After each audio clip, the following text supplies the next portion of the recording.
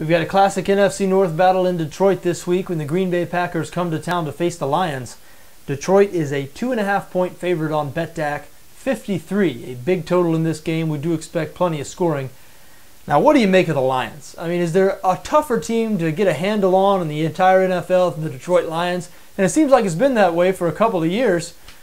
You look at them in week one, they look dominant on both sides of the ball, beating the New York Giants 35-14. Really could have named the score in that game. They controlled the action throughout. Then last week they go on the road to Carolina. Looked like a different team entirely. They were beaten 24-7. Couldn't get anything going on offense.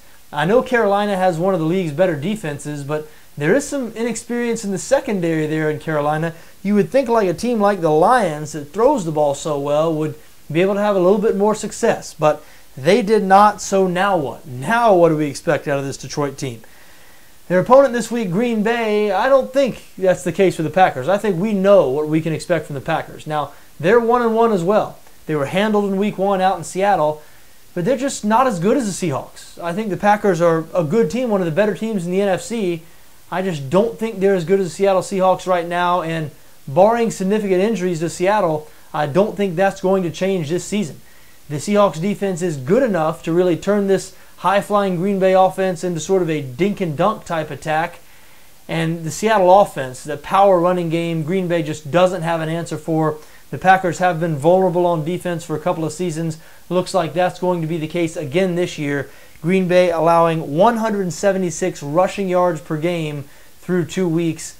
That ranks 31st in the NFL. Fortunately for them, though, they're facing a team that does not run the ball at all. Same old story in Detroit. This team is a pass-first team. They run the ball as an afterthought. Detroit right now averaging 297 pass yards per game and only 73 rushing yards per game. So they might not be able to attack the weakest part of this Green Bay defense, which appears to be the defensive front. It appears that Green Bay is really going to struggle against the run this season.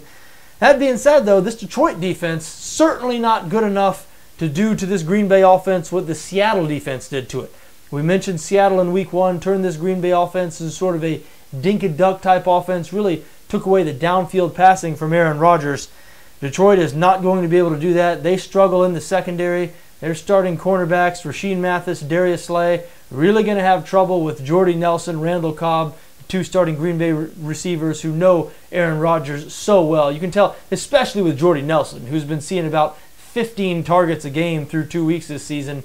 Rodgers is just so comfortable with Nelson now. I think Rodgers is going to have a big day against this Detroit secondary, and it's tough for me to get away from Green Bay here. This does feel like the type of game where the better team is getting points. I do think the Packers are better than Detroit.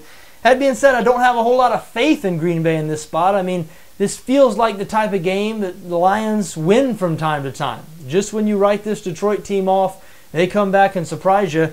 It wouldn't surprise me too much if the Lions won this game by 2 touchdowns. From time to time, they can look really good on both sides of the ball. However, we've broke down this game before. I mean, we see this game twice a year. Most of the principles are the same on both sides. I know Detroit has a new coach this year in Jim Caldwell, but they appear to be the same type of team. Inconsistent through 2 weeks. They have an offense that is a pass-first offense. Not sure they're going to be able to attack the weakness of this Green Bay defense. And I do think Detroit's going to struggle in the secondary once again. Like I said, we see this game twice a year. Green Bay 5-1 against the spread their last 6 games against Detroit. 6-2 against the spread their last 8 games in Detroit. So again, I think it's tough to get away from the Green Bay Packers in this spot. Game feels like a little bit of a toss-up to me, but I do have a lean towards Green Bay plus 2.5.